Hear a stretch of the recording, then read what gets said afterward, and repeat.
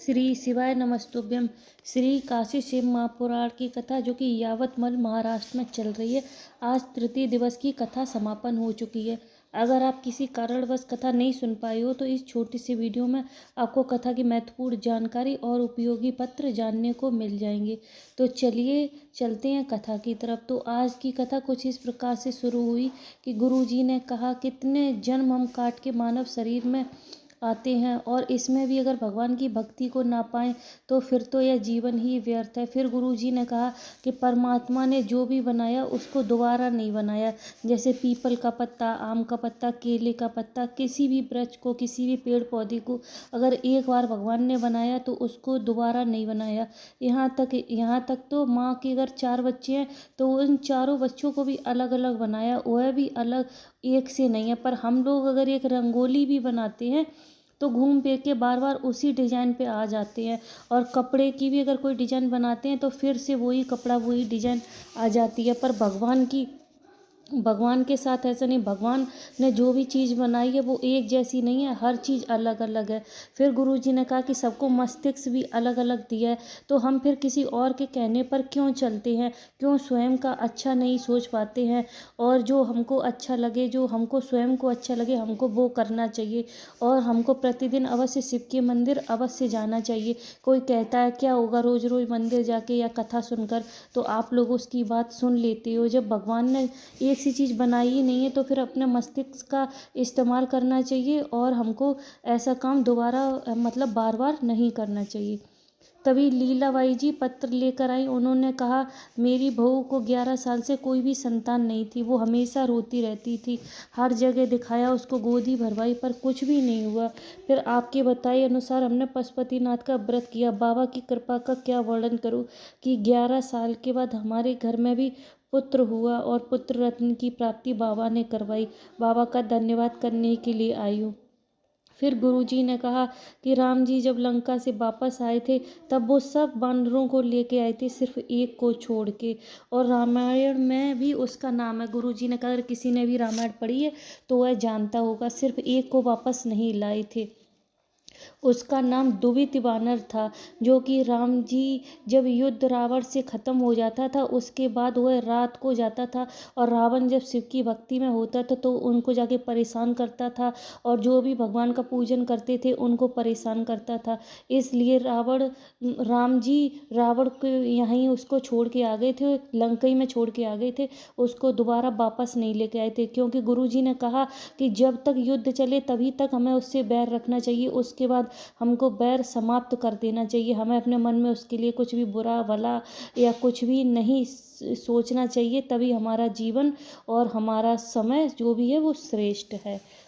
फिर गुरुजी ने कहा कि 84,99,000 योनियों के बाद हमें 71 जन्म हमारे ऐसे होते हैं जिसमें हम शिव के करीब होते हैं और शिव में मग्न होते हैं। फिर गुरुजी ने कहा बहुत सारे लोग हैं जिनका मन कथा में नहीं लगता है, यदि वो भी अगर कथा सुनते हैं तो भी उनको भी फल उतना ही प्राप्त होता है। गुरुजी ने कहा अगर चाहे भले ही मटका अगर पानी को ठंडा ना करे वैसे, लेकिन फिर भी अगर उसमें रहेगा तो शीतल थोड़ा बहुत तो रहेगा ही। इसीलिए गुरुजी ने कहा है कि अगर हम कथा में मेरा मन लगे ना लगे, भक्ति में मेरा मन लगे ना लगे, फिर भी हमको निरंतर प्रयास करते रहना चाहिए। इसका भी हमको फल अवश्य प्राप्त होता है। फिर गुरुजी ने कहा कि जब माननीय नरेंद्र मोदी जी राम जी की प्रतिष्ठा कराकर आए थे तो उनके चेहरे पर जरा भी अभिमान नहीं था। वह देखकर वहाँ के विराजमान प्रत्येक साधु संत की आंखों में आंसू आ गए थे। गुरुजी ने कहा हमको भी ऐसा ही निर्मल और ऐसे स्वभाव वाला होना चाहिए। गुरुजी ने कहा थोड़ा सा भी आजकल किसी के पास धन आ जाता है तो उसको घमंड आ जाता है, पर ऐसा नहीं होना चाहिए। हमें अपने स्वभाव को कभी भी परिवर्तन नहीं करना चाहिए।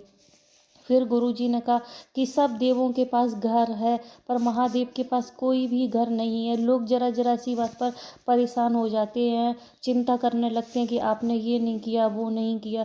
पर गुरुजी ने कहा महादेव को देखो, उनके पास तो वो तो देव आदिदेव महादेव हैं पर उनके पास कुछ भी नहीं है।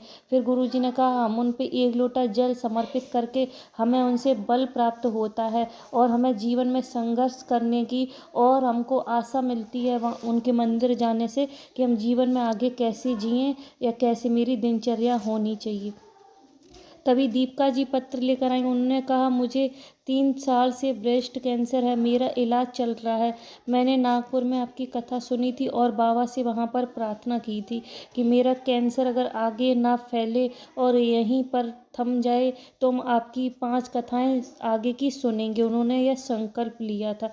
फिर डॉक्टर को जब दिया तो डॉक्टर ने उनको कीमो चालू कर दिया था, जिसमें कि उन्हें बहुत तकलीफ होती थी, लेकिन बाबा की कृपा से उनका कैंसर वहीं थम गया। और जब उन्होंने आगे की रिपोर्ट कराई तो उनकी सारी रिपोर्ट नील आई हुआ बाबा का धन्यवाद करने के लिए आई थी। और उन्होंने व्यासपीठ से एक बेलपत्री औषधि रूप में भी मांगी थी। गुरु जी ने कहा कि अगर हम कभी भी मंदिर नहीं जा पाते हैं तो अगर हम किसी को भी मंदिर जाते हुए देखते हैं और हम श्री शिवाय नमस्तुभ्यम बोल देते हैं तो उसकी जो तरंग होती है, जो उस मंत्र की तरंग होती है, वह जरूर उस जल में जाती है और हमारी कामना को पूरा करती है। हमारी जो भी मन की कामना होती है उसको पूरा कर देती है।